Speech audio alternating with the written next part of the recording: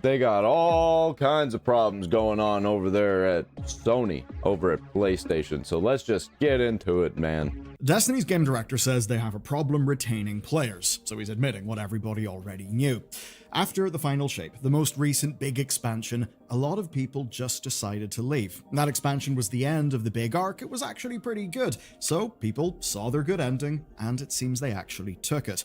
And what we now have seen is that what came to follow kind of proved their decision right. And so much so that just as players are now writing off their 8-year investment in Destiny 2, the news that's broke is that PlayStation have just wrote off $204 million of theirs. Here's where today's story really begins. This week, Destiny Renegades launched. It's the second expansion under their new development schedule, and it's one that is liberally taking from the aesthetic and the language of Star Wars, very much in the hopes of that being a good jumping on point for new players.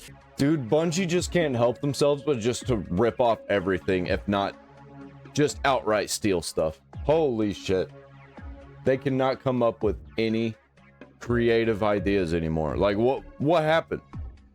Did they force all of the good people out because good people aren't going to work at a shitty company? They're going to move on? Is that what's going on here? You're just left with all the shit? Which is exactly what both Destiny and Bungie desperately need. They need a win, because recently they've been taking nothing but losses. So far, Renegades is not a loss. Now, it may have the lowest concurrent player count that a Destiny 2 expansion has ever had on Steam, and it may also have a mixed user review rating across the expansion and the main game, but hey, at least it's not negative. And for games like this, that can actually be saying something.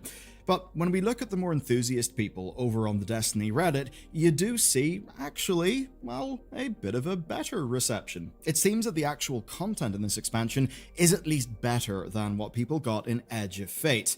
But of course, for many people, that will be damning by way of the faintest of praise. And it's certainly not a reversal of fortunes.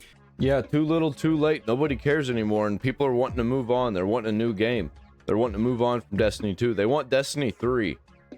They want Marathon. They want Marathon to be good. I think this whole extraction shooter Marathon game was a very bad idea. They should have just went with the old style of Marathon and just made a new one.